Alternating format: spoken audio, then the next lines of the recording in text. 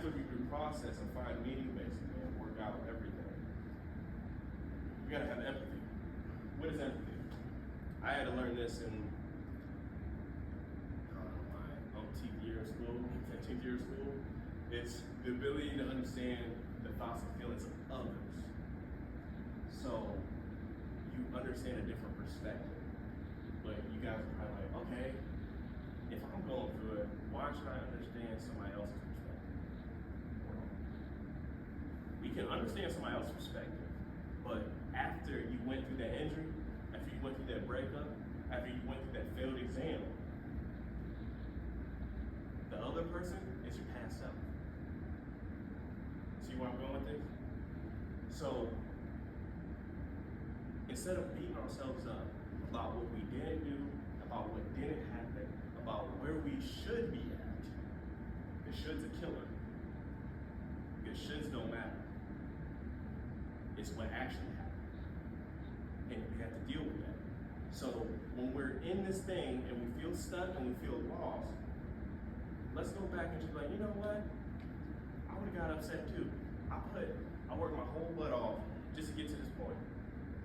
But then I'm bottom of the depth chart because I had an injury. I did everything I could, right? Or even when you studied and you failed that test, you did the best you could. You got all the notes. You even made a new friend to help study with thick old glasses. Yeah, so stuff happens, yeah. And we just gotta forgive ourselves. Because if we don't, who becomes our worst enemy? That's it.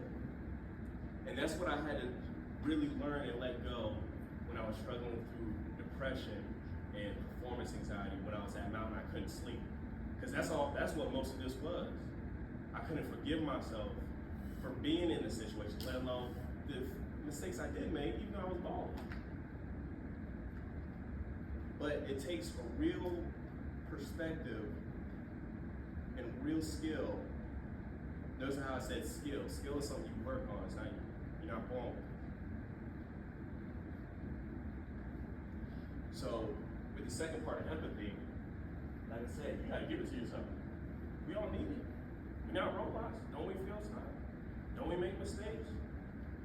So forgiveness allows for growth. And I'm pretty sure y'all heard the Kobe mentality, the Mamba mentality, right? Where he's like, he was like, I really don't believe in failure. I believe in an opportunity to learn something new.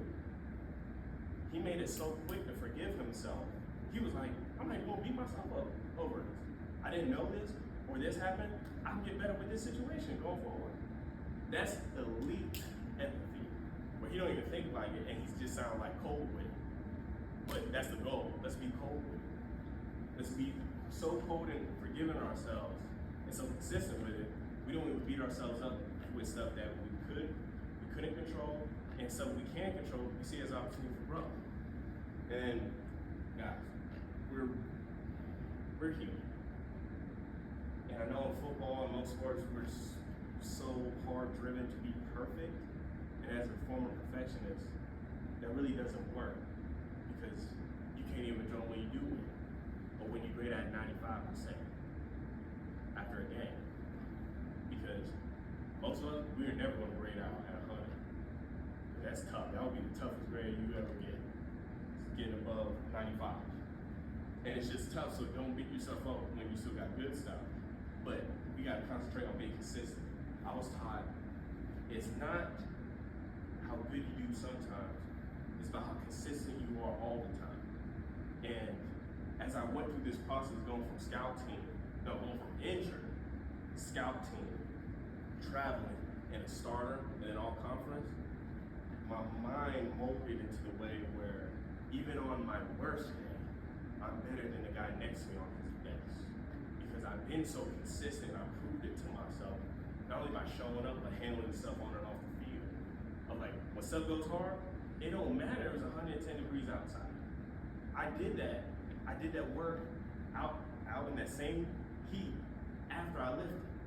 It doesn't matter if I have a project or a test the next day. I'm ate before that semester. It doesn't matter if somebody gets in my face in the middle of the game when I'm like, yo, I just body slammed you last play. But feel free to come get another one, you know? So that's what it takes.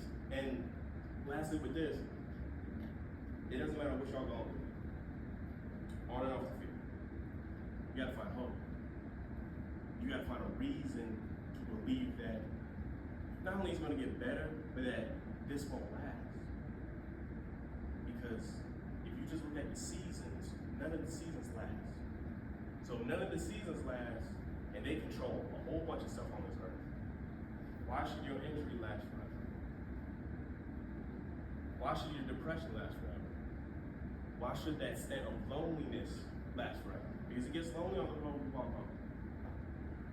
As men, as football players, as whatever we want to be, it gets lonely when we operate success. But it won't always last. Things will get better. And it will be greater than you ever imagined it to be. You just have to believe that you can get there despite what you see on the outside. Okay? Any questions?